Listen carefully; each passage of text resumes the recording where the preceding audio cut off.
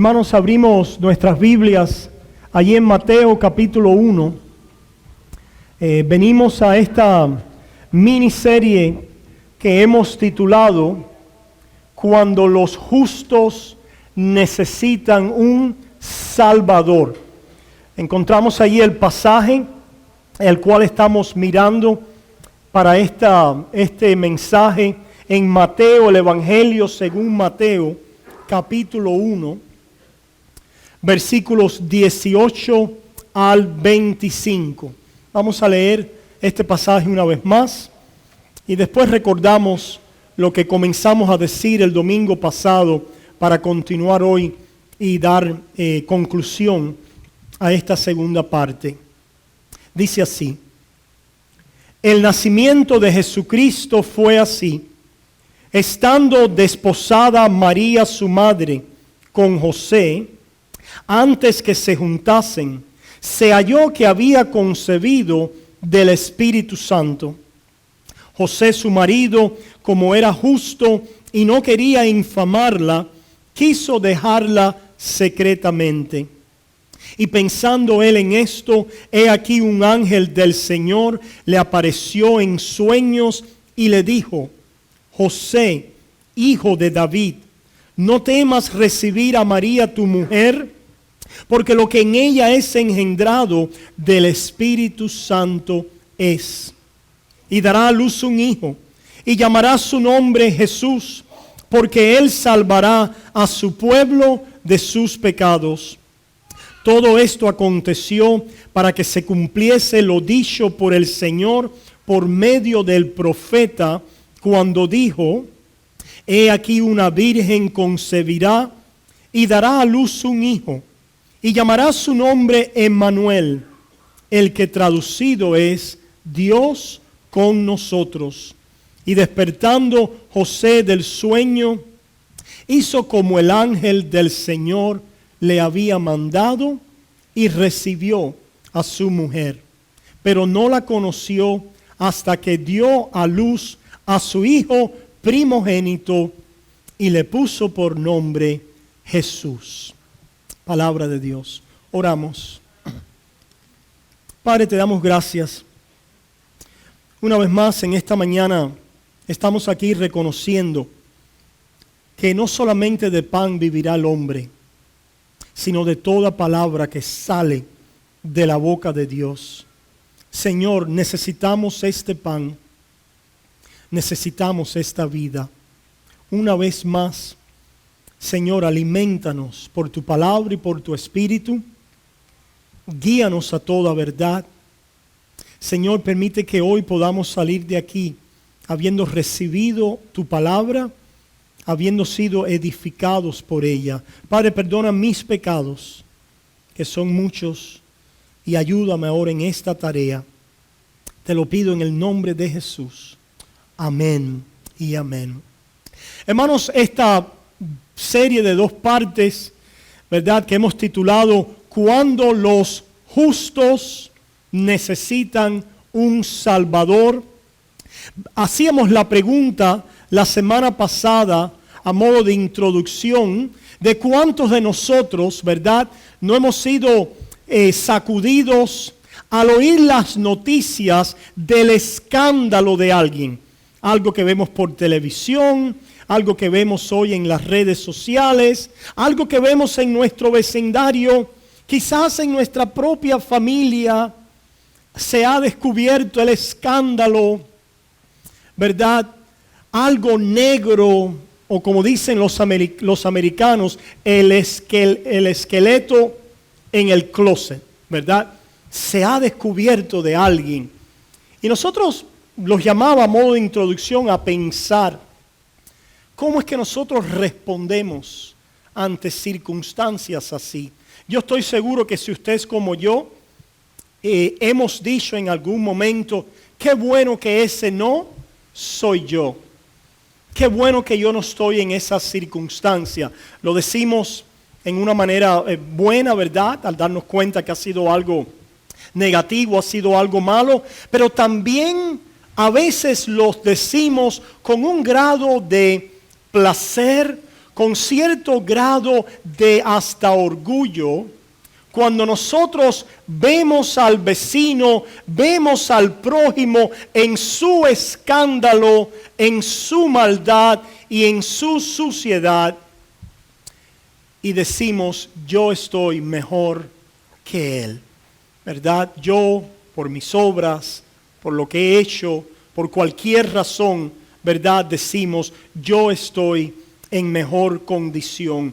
Y lo que queríamos poner como idea central para meditar es que la obra de redención de Dios en Cristo Jesús solo puede ser abrazada por aquellos que reconocen que necesitan a un Salvador. En otras palabras, solo pueden ser abrazadas que el escándalo no está en mi vecino, sino que el escándalo delante de Dios está en mi persona y yo necesito a ese Salvador.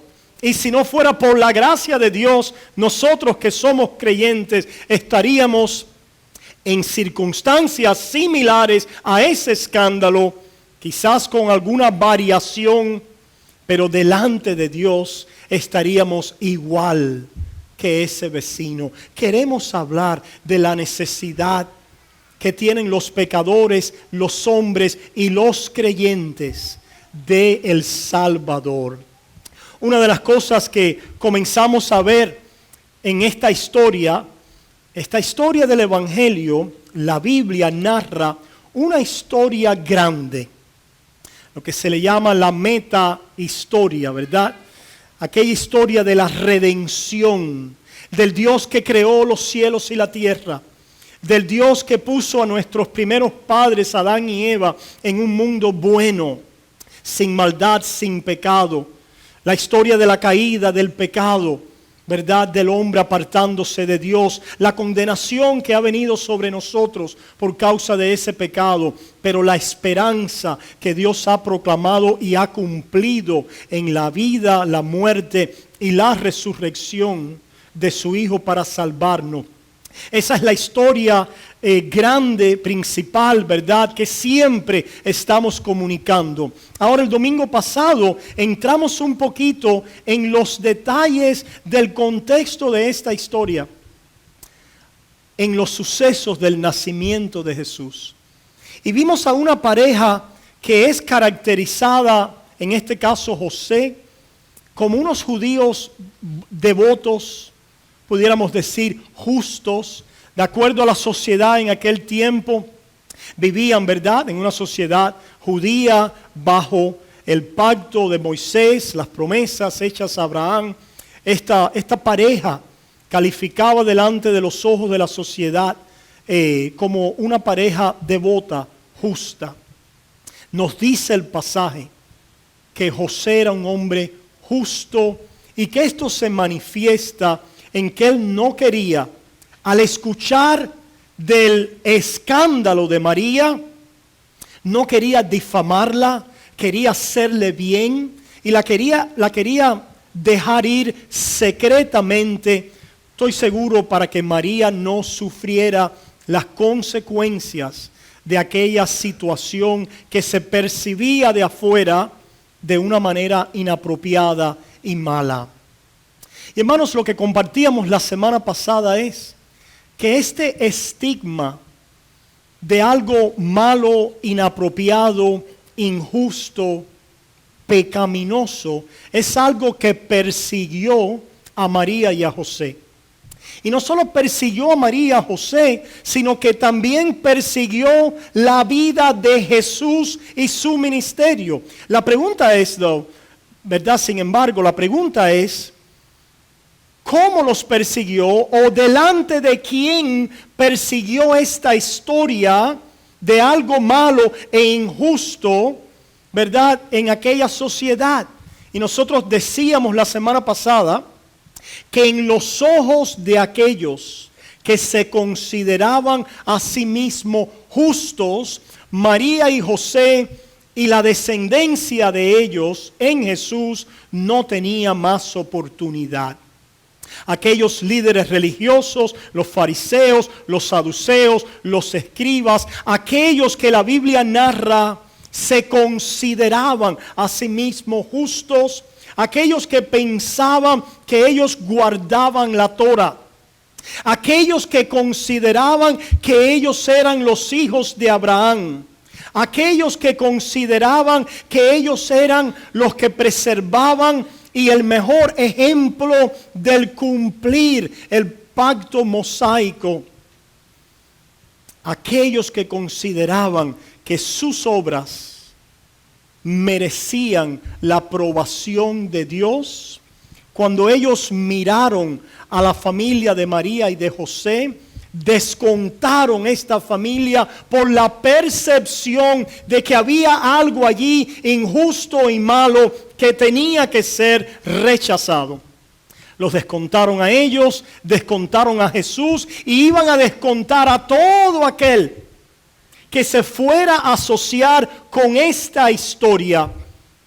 Leímos la semana pasada, ¿verdad?, un ejemplo de esto, cómo se prueba esto aquí en los evangelios, y fuimos al evangelio de Juan, capítulo 9, recordamos allí este intercambio entre estos justos, entre comillas, o aquellos que se consideraban a sí mismos justos, los cuales no iban a echarle otro vistazo a la familia de Jesús, porque ya la habían descontado, ya en su estimación los habían condenados bajo los estándares de la Torá, bajo los estándares del pacto de Moisés. Ya ellos habían enjuiciado, ya ellos habían pasado un dictamen y ya las consecuencias de ese juicio, de ese dictamen, pesaba sobre María y José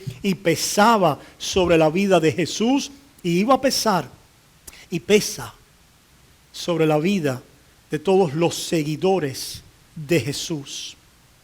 En Juan capítulo 8, nosotros escuchamos este intercambio la semana pasada.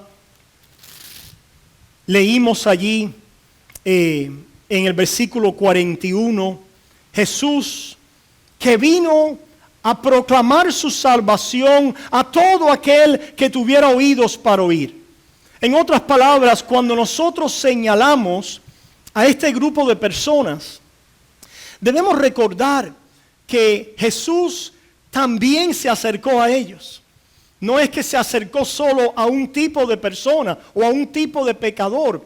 Él se acercó a las prostitutas, a los publicanos, a los fariseos. También se acercó a los fariseos, a los saduceos, a los escribas. Compartió, comió con ellos. Le proclamó su persona, su obra, el reino que él venía anunciando en sí mismo. Sin embargo, él fue rechazado por aquellos que se consideraban justos en sus propios ojos. Escuchamos este intercambio en el versículo 40 del versículo 8. Pero ahora procuráis matarme a mí, hombre que os he hablado la verdad. Si usted quiere que alguien quiera matarlo, solo que tiene que decirles ¿qué? La verdad, ¿verdad? Jesús le había dicho la verdad, pero no cualquier verdad, sino la verdad eterna, la verdad de los cielos. ¿Cuál es la verdad que les había dicho Jesús a los fariseos? Ustedes son pecadores. Ustedes son malvados. Ustedes no guardan la ley de Moisés. Ustedes son transgresores del pacto. Jesús vino, no solamente Jesús, sino Jesús, ¿verdad? El plan de Dios es haber enviado a alguien que preparara el camino de los últimos, dice la Biblia, de los profetas y de la ley, Juan el Bautista. Y allí con Juan el Bautista y su preparación y su voz de clamor, voz de uno que clama en el desierto, preparad el camino a Jehová, enderezar, hacer las sendas derechas. ¿Qué estaba proclamando Juan? Venir a obedecer el pacto de Moisés, enderezarse para que Dios entonces les dé lo que ustedes se merecen en base a su obediencia. No. Venía Juan el Bautista predicando el bautismo de arrepentimiento. ¿Cuál era el arrepentimiento que necesitaba el pueblo de Israel? Entender y voltearse de sus iniquidades, reconociendo que ellos no habían cumplido el pacto. Que como todos los profetas que actuaron como abogados delante de Dios, acusadores, diciéndole, ustedes han sido infieles, les viene sobre ustedes, le han venido las consecuencias de haber roto, quebrantado el pacto de Moisés. Pero aquellos profetas no solo acusaban y enjuiciaban, sino hablaban entonces de la esperanza de Israel. Que no solo es la esperanza de Israel étnico, sino es la esperanza del mundo, el Salvador del mundo. Y esa esperanza vendría al mundo en el cumplimiento del tiempo. Y el cumplimiento del tiempo era que después del tiempo de la ley y de aquel pacto que hablaba de una manera para que el hombre se diera cuenta que era un pecador, que se quedaba corto de las demandas de Dios, que no había cumplido el pacto de Moisés, que eran culpables delante de Dios. Aquel que se bautizaba en aquel bautismo de arrepentimiento, confesaba allí su necesidad del Mesías, confesaba la necesidad de una justificación que vendría en la obra y la persona del Mesías a favor de ellos. No confesaban allí que ellos podían por sus obras renovar el pacto y por el pacto de Moisés, la antigua ley, por sus obras pararse delante de Dios. Aquel bautismo era para reconocer que todos eran pecadores. Y hubo un grupo que vino delante de Juan el Bautista, reconociendo, bautizándose en aquel bautismo de preparación, de arrepentimiento, de cambio de mente, de espera, de expectativa acerca del Mesías. Yo os bautizo con agua, pero viene uno que os va a bautizar con fuego. El agua y el fuego, ¿verdad?, representaban aquella limpieza de pecados que solo Cristo podía traer. Por tanto, Juan, cuando ve al Cordero de Dios, a Jesús caminando, le dice, he ahí el Cordero de Dios que quita el pecado de los pecadores del mundo. Pero el problema de los fariseos, saduceos, los escribas religiosos, aquellos personajes que miraban a sí mismos, a sus obras, a la Torah, al pacto de Moisés, y decían, nosotros somos los obedientes, los que guardamos el Torah, los que la preservamos, los que la escribimos, los que la obedecemos. Y Jesús, tanto como Juan el Bautista, que tuvo algunas palabras para ellos también. ¿Recuerdan? Oh generación de víboras, ¿quién os enseñó a huir de la ira venidera? ¿Cómo es que querían huir ellos? Amparándose debajo de Abraham, amparándose debajo de Moisés, amparándose detrás de sus obras, pero para esconder sus verdaderas obras y corazón en tinieblas. No vinieron a la luz en Cristo porque sus obras eran malas, aunque ellos clamaban que eran buenas. Pero sus corazones estaban cargados de malicia, de maldad, como todo pecador. La diferencia entre ellos y el que viene a Cristo es que el que viene a Cristo viene diciendo, ya no me escondo más, ahora vengo a la luz y creo, ven a la luz. ¿Recuerdan aquel antiguo himno? Ven, ¿cómo era? Ven a la luz, ¿no? Gozo perfecto al amanecer, yo ciego fui, mas ya puedo ver. Jesús es la luz del mundo. Los pecadores vinieron a la luz, confesando sus pecados, encontrando en Jesús perdón y como resultado de ese perdón y esa gracia, vida nueva en Él. Pero hubo un grupo, no por falta de Jesús, no por culpabilidad de Jesús, hubo un grupo que no quiso venir a la verdad. Y la pregunta es, ¿cómo es posible? No se nos ocurre a nosotros esa pregunta, ¿cómo es que alguien no quiera venir a esta luz? A esta verdad, a este perdón, a esta gracia, ¿cómo es posible? Porque nuestro orgullo es muy fuerte. Nuestra carne es una fortaleza de autojusticia, de autoafirmación. Yo estoy bien. Yo no necesito a Jesús, y mucho menos a uno que quizás nació de fornicación, y mucho menos a uno que fue crucificado. No, esa no es la forma para yo venir a salvación.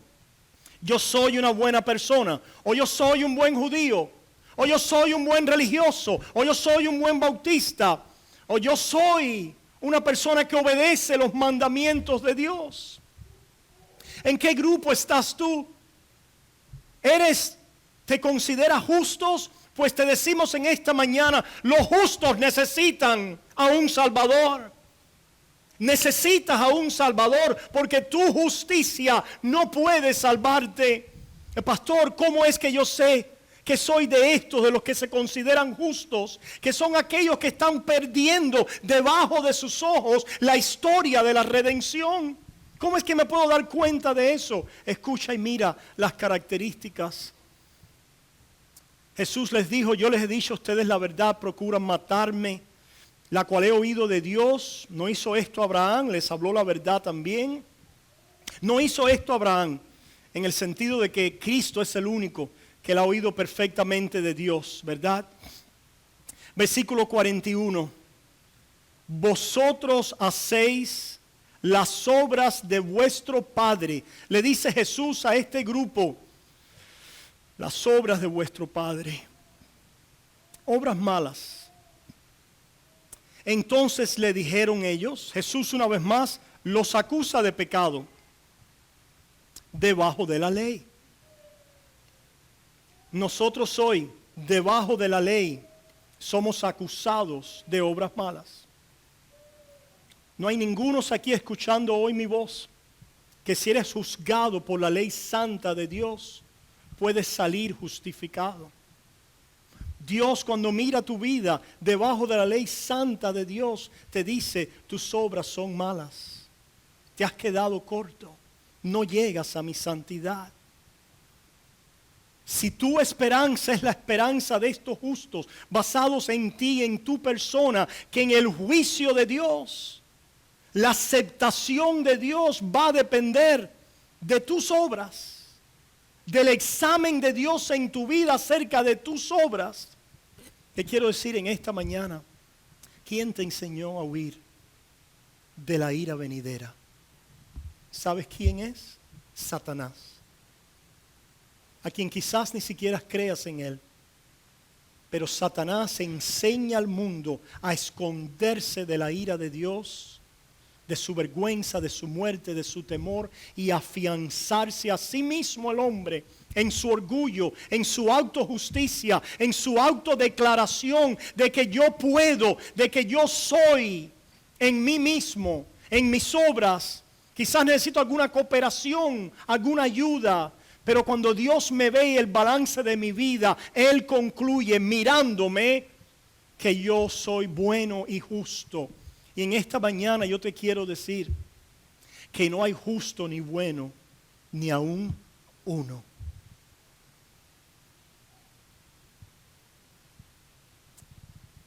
Hay uno que vino de los cielos, que es el verdadero justo y el verdadero bueno, el que vino bajo la ley. Si aquellos escribas y fariseos solo pudieran haber entendido que estaban hablando con el único que había cumplido aquel pacto y que estaba allí para cumplirlo. Aquel que era la justicia encarnada de Dios, el Santo de Dios hecho hombre, para en nuestra carne, delante de Dios, cumplir todo requerimiento moral y de perfección y de adoración delante de Dios por nosotros que hemos fallado y que continuamos fallando. Cristo vino como un sustituto, el Cordero Santo, limpio, el que no conoció pecado, para hacerse pecado por nosotros, para tomar nuestro lugar. La carne y Satanás quiere seguir presentándose a sí mismo como vivo, como bueno, como justo, y lo que se necesita es una muerte. Vamos a decir algo más al respecto ahora, enseguida. Pero escuchen, hermanos, lo que le dijeron los fariseos a Jesús.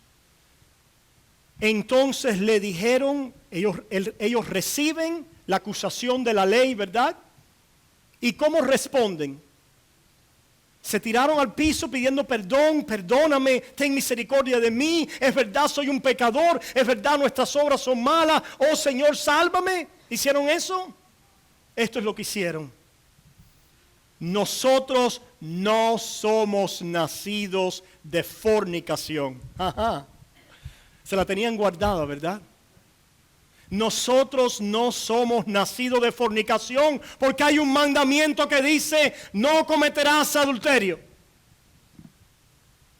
Nosotros cumplimos esa ley.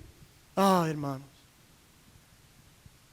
Y así sellaron su propia condenación y perdieron la obra redentora de Dios para pecadores, para aquellos que reconocen su maldad y su necesidad de un Salvador. Tenemos una historia parecida en Juan capítulo 9. Después la pueden leer en sus casas, la historia de aquel ciego de nacimiento.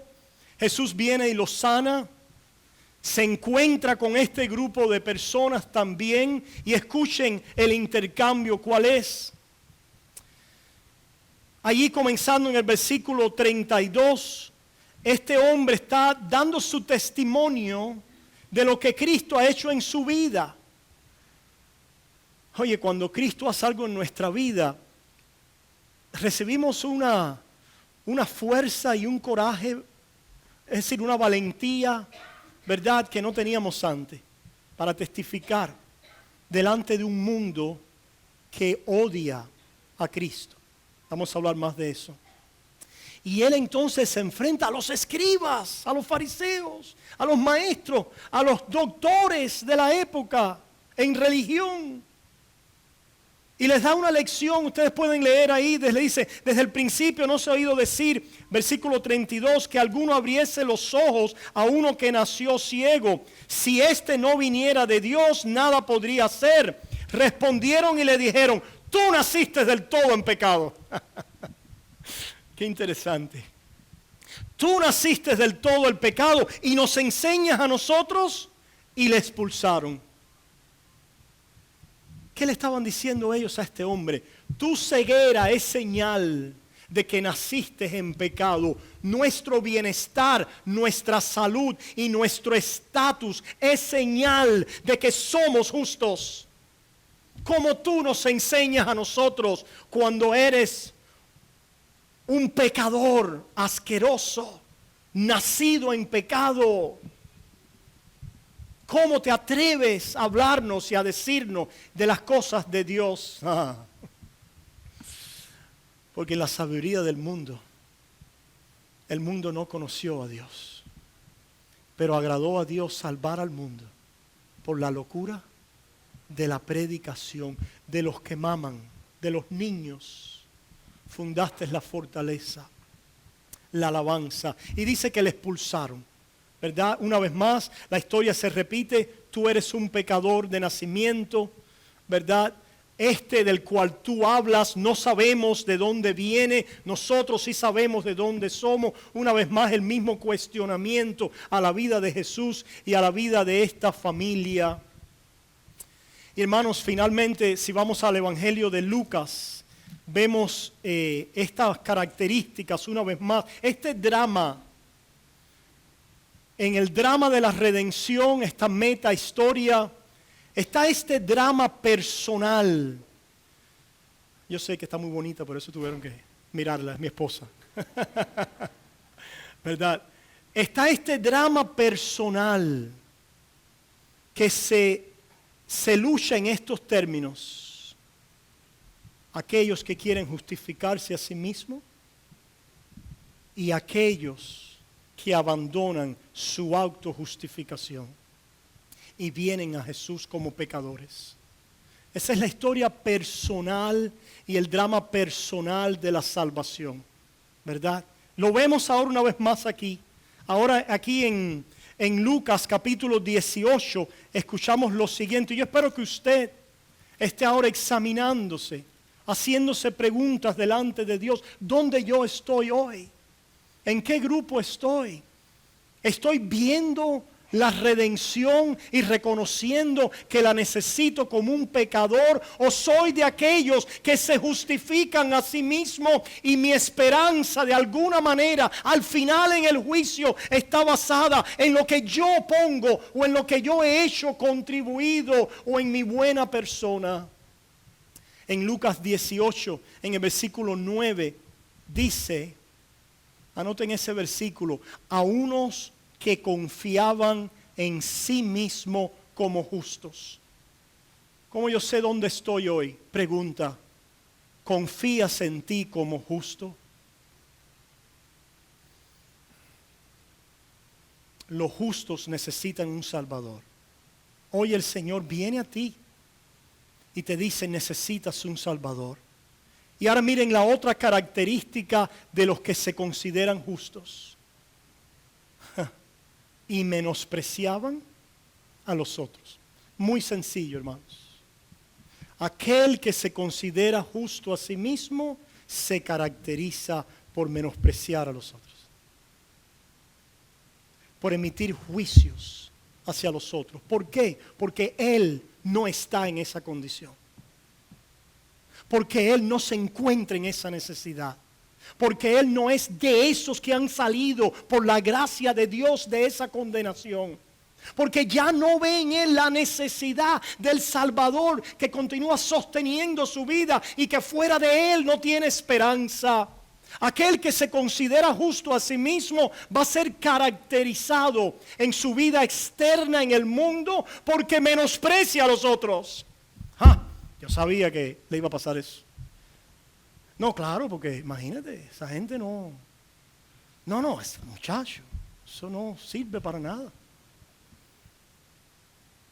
No, nosotros sí, porque nosotros hemos guardado, somos de la familia tal en la iglesia bautista, nos sentábamos en el banco quinto, sexto en la iglesia, contribuimos a la construcción del edificio, mis padres y abuelos fueron pastores, pero fulanito, eso está ahí, apesta. Cuidado, alma, ¿dónde te encuentras hoy? ¿Qué puedes ver en tu vida? Hermanos, en el día del juicio va a haber muchas sorpresas.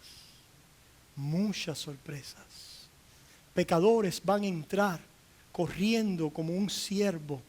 Corre como un venado saltando al cielo por la sola justicia de Dios.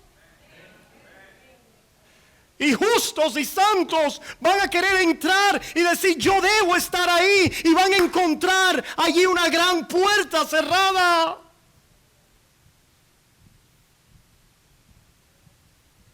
¿En quién estás confiando hoy? ¿Cómo menosprecias a los otros?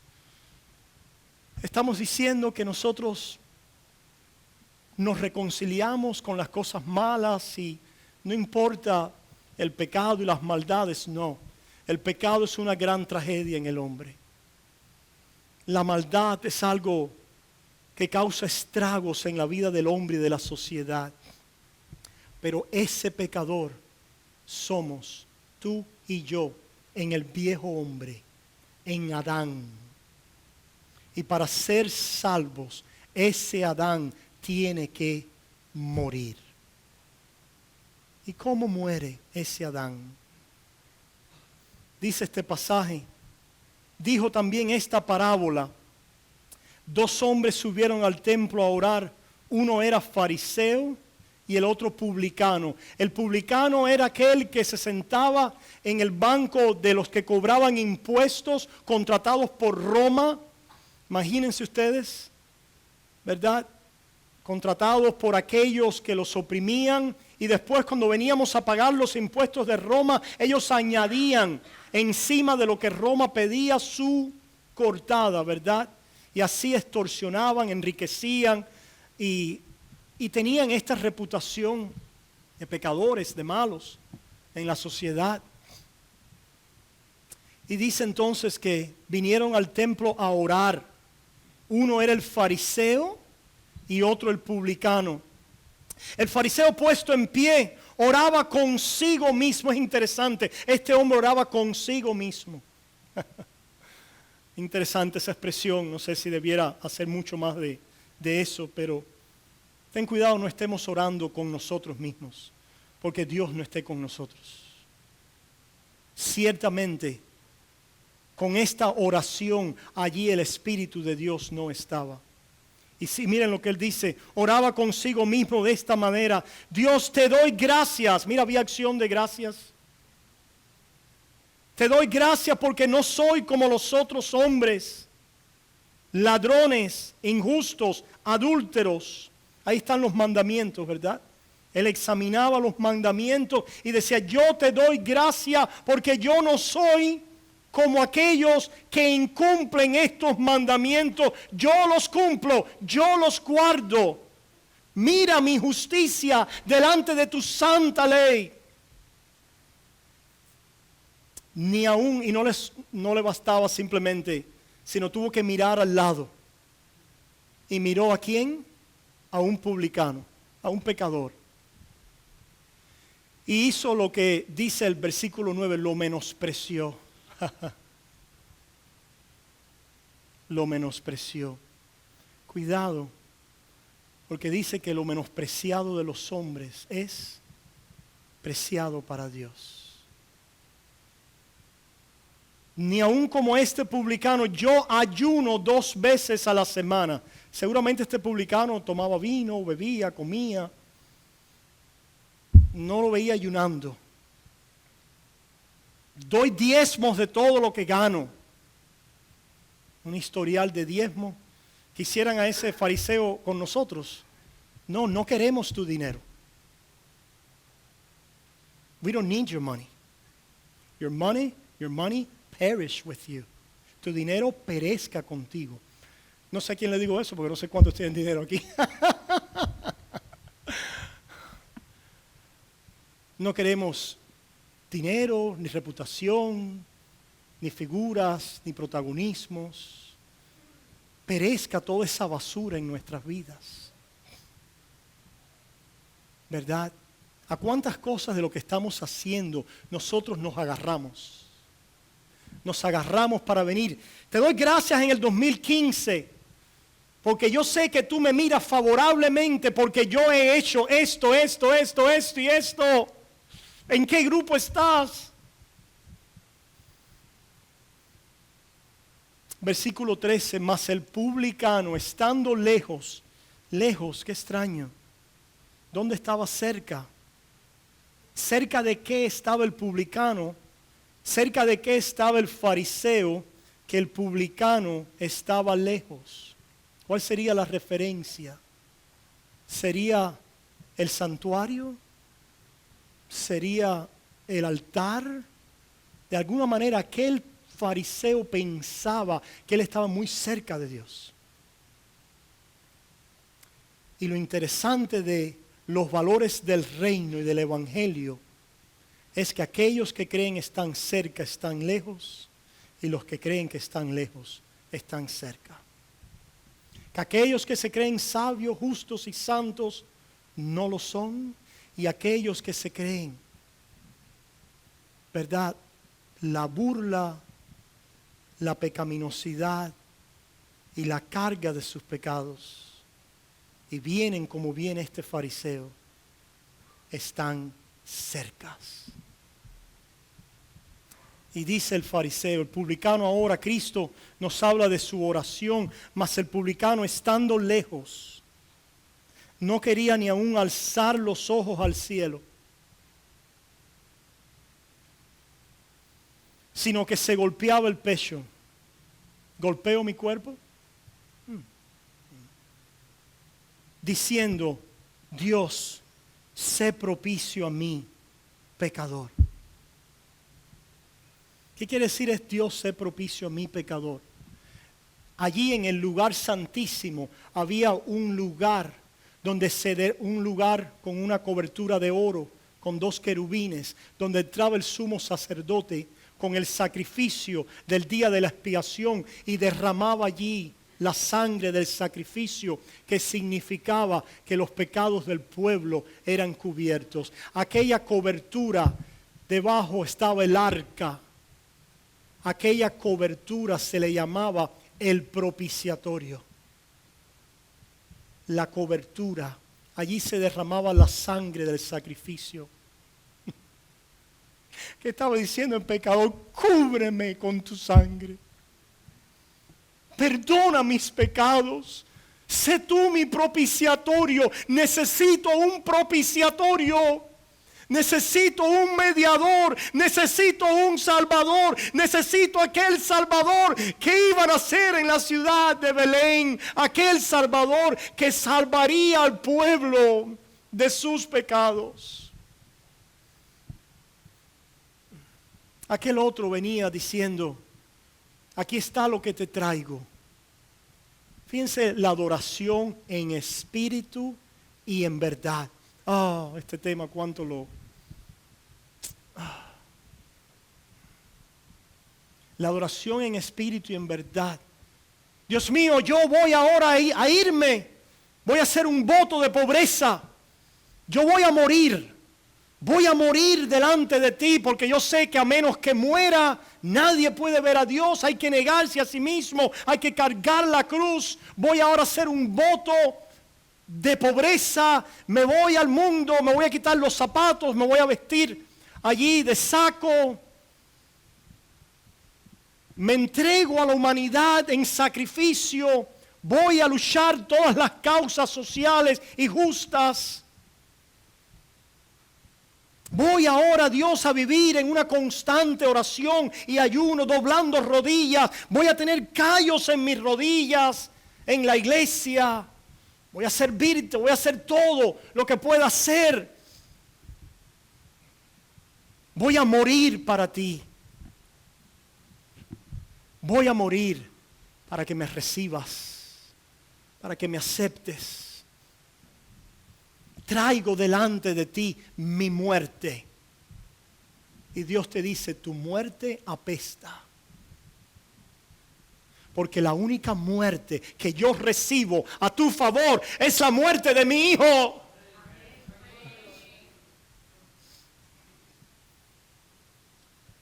El que no tome su cruz y se niegue a sí mismo, clamando, descansando en el propiciatorio de la muerte de Jesús a favor de pecadores, encontrará a Dios como un fuego consumidor, con todas tus obras piadosas. Y aquel publicano que clamaba por el propiciatorio y por la misericordia de Dios, dice Jesús, os digo que éste descendió a su casa justificado antes que el otro. Porque cualquiera que se enaltece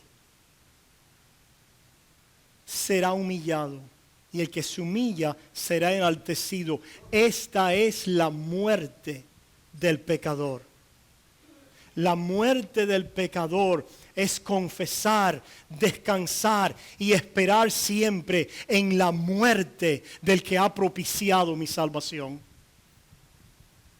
Esta verdad que le roba la justicia al hombre, que le roba el brillo y la gloria del hombre, que expone al hombre delante de la ley de Dios y su santidad como lo que es, el mundo odia.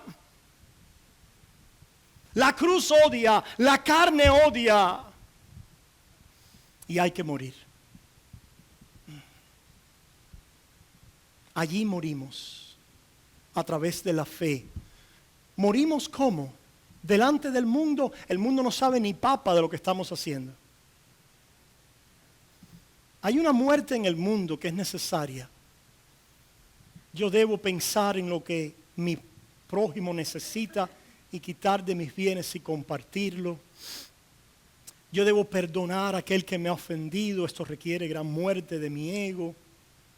Hay muchas muertes. La muerte en el mundo se manifiesta con las buenas obras, porque la fe es viva en el mundo a través de buenas obras. Pero la fe para con Dios no es viva a través de tus obras.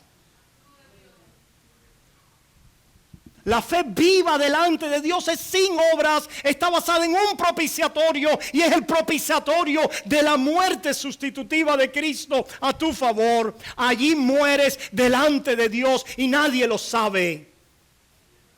Y aquí me has hecho entender en secreto sabiduría. ¿Cuál es la sabiduría de Dios? En pecado me concibió mi madre, pero por la multitud de tus misericordias, lávame y límpiame con hisopo. Sé propiciado, sé misericordioso conmigo.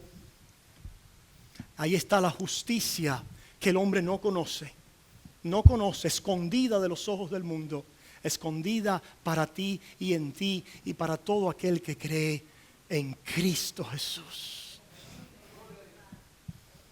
La justicia de Dios por la fe, la cual buscamos, la cual perseguimos, la cual nos apegamos, en la cual esperamos, en la cual continuamos humillando nuestro yo, poniéndolo en la tumba, reconociendo que no tengo confianza ya en mí mismo, que le pertenezco, que Él me ha comprado, que ahora me ha hecho vivir a la justicia, no por mis obras, sino por su gracia. Me ha perdonado y me ha dicho: acércate.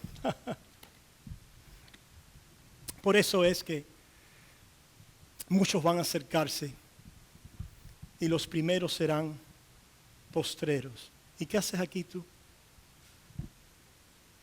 Dale para atrás. Oh, no perteneces aquí. Y los últimos serán: no, ven, no te quedes ahí atrás. Ven y siéntate a mi mesa y come con el rey. ¿Pero qué he hecho yo si yo soy un lisiado, un muerto de hambre, un pecador por diosero? El propiciatorio te ha ganado la herencia. En Cristo Jesús te sientas a la mesa.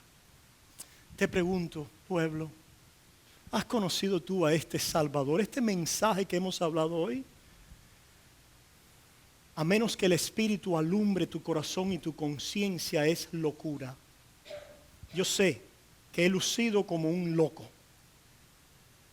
pero ese es mi llamado: hablarles a ustedes la locura del Evangelio, porque agradó a Dios salvar al mundo por la locura de la predicación. Terminando, hermanos, este drama, vemos a José, quiere, ¿verdad?, echar a un lado a María para que no la difamen, etcétera. Él mismo está planeando un plan. ¿Cuántos de nosotros tenemos nuestros propios planes, anticipaciones, expectativas, que pueden ser razonables y pueden ser justas, pero no es la voluntad de Dios? La voluntad de Dios para José y para María era que ellos abrazaran este escándalo, que se identificaran con el ser que iban a ser, santo ser que iban a ser. No era algo razonable para José, no era algo seguro para José tampoco. No sé cuántos conocen las Crónicas de Narnia de C.S. Lewis, y hay un momento donde este personaje del león que representa a Cristo, y en algunos de sus amigos, de los muchachitos, son muchachos, los que sirven al lado del león y los que batallan las peleas con él. Y de pronto alguien pregunta: ¿y el león, is he safe? ¿Cómo se dice en español? ¿Es seguro? Es decir, es algo salvo, no sé cómo traducir eso bien, ¿verdad? Safe. Y uno le dice, bueno, salvo no es, safe no, pero bueno sí. En otras palabras, era la idea de que al lado del león, nuestras vidas muchas veces correrán peligro, nuestras vidas enfrentarán retos, nuestras vidas serán abiertas al oprobio de este mundo, inclusive a la deprivación, a que nos quiten los bienes, a la muerte, a la humillación. Eso no se siente safe, pero es bueno. Y procede de la conciencia de alguien que ha encontrado en Cristo su vida. Ha muerto al hombre antiguo y ha muerto al mundo. Y sabe que su herencia y su vida ya no es de lo temporal. Por esa muerte al pecado en nuestra mente, en nuestra conciencia, en nuestro corazón, como resultado de eso, morimos externamente en el mundo. Cuando lo hacemos por amor, se manifiesta el fruto de la justicia, el cual José y María manifestaron. Lo manifestaron porque ellos reconocieron su necesidad de Dios. Ustedes lo ven en el canto de María. Lo pueden leer en su casa otra vez. Ella habla de su bajeza. Ella habla de su necesidad. Y finalmente habla y se remonta a las promesas que Dios le ha hecho a Israel en Abraham. Y el Israel no solamente ahora tenía que ver con aquella raza judía, sino la promesa de Abraham era para todas las naciones.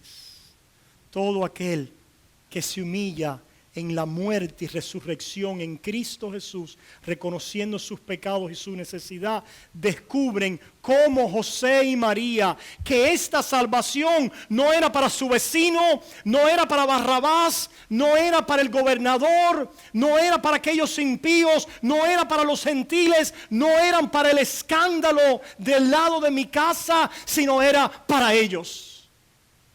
Dios salvará a su pueblo de sus pecados. Reconociendo esto, el nacimiento y la misión de Jesús revelarían a María y a José la profundidad de su pecaminosidad, así como la profundidad de la promesa del amor de Dios en mantenerlos, en guardarlos. Y no solamente para ellos. José, terminamos con esto, descubrió algo más. El plan de José era, ya tengo el plan, ya. Hermano, cuidado cuando usted ya tenga el plan. Dios no trabaja solamente a través de tu plan. Dios nos ha unido en una comunidad. ¿Qué hubiera pasado si José le hubiera preguntado a María antes de él tener su plan? Pero nosotros los hombres, ¿verdad? Enseguida nos aislamos y ya tenemos el plan. Ya tenemos el plan. ¿Cuántos de verdad que es así o no? Okay. Pero si José hubiera venido delante y me dice, oye, ¿qué está pasando? Mira, estoy pensando en esto. A lo mejor ya María había escuchado al ángel. O a lo mejor María le hubiera dicho a José, vamos a ver a Elizabeth y a Zacarías, vamos allá a la casa de los tíos, vamos a hablar con estos ancianos, vamos a ver qué está haciendo Dios. José, no te precipites, hay una historia grande que no te involucra solamente a ti, nuestro matrimonio, sino que involucra vidas mutuamente conectadas, interconectadas en el reino de Dios y lo que Dios está haciendo. Cuando estoy enfrentado a circunstancias amenazadoras, cuando estoy abierto a la insegura voluntad de Dios, las rechazo por temor para establecer mi razonabilidad o mi seguridad. O le digo a Dios como María, he aquí tu sierva, hágase tu voluntad. O como Josué también, que dice que fue obediente. y recibió a María, esperó el nacimiento del Salvador. Y allí vino la esperanza del mundo. Hermanos, puedo ver en la promesa de Cristo, el Salvador de los pecadores, mi necesidad de redención como un gran pecador. La gracia de Dios ha causado que me vea a mí mismo en la misma posición de necesidad que mi vecino. Me vino a la mente esta idea de los que compran el sepelio, el cementerio en necesidad, at need. Ustedes saben lo que pasa si lo compras en necesidad, a diferencia de si lo prepagas, ¿verdad? Es más barato, etcétera. Y yo me pregunto, ¿cuántos de nosotros venimos delante de Dios hoy y no nos sentimos en la misma necesidad que cuando por primera vez vinimos a Él? Si tenemos la misma necesidad y clamor del propiciatorio, si esta es nuestra oración, si no nos olvidamos de la antigua purificación de nuestros pecados, del primer amor, porque hoy yo estoy en necesidad de un Salvador. Amén. Oramos. Padre, te damos gracias. Una vez más, Señor, venimos delante de ti en necesidad, pero reconociendo que toda mi necesidad está cubierta, guardada, proveída en la persona y la obra de Cristo, en mi propiciatorio, mi amante y dulce Salvador. ¿Cómo no amarte, Señor? ¿Y cómo no servirte? Gracias por librarnos de tal condenación. Y te ruego que si hay aquí alguien que se encuentra en este grupo de los justos en sí mismo, Padre, que hoy mueran delante de tu cruz, que hoy se nieguen a sí mismos, que hoy tomen tu cruz, se confiesen pecadores, malvados delante de tu ley y corran a la gracia, al perdón gratuito en el Salvador a través de su muerte. Señor, que hoy sea día de salvación. Padre, ayuda a tu pueblo y ayuda a los pecadores a clamar a ti. Clama a mí y yo te responderé. Y te enseñaré cosas grandes y ocultas que no has conocido. Todo el que invocare el nombre del Señor será salvo. Padre, haz la obra hoy. Te lo rogamos en el dulce nombre de tu Hijo amado Jesús. Te damos gracias por nuestra comunión, por los alimentos que vamos a compartir. Señor, bendícelos y que nuestra comunión allá pueda ser dulce y rica en Cristo Jesús. Y el pueblo de Dios dice, amén y amén y amén.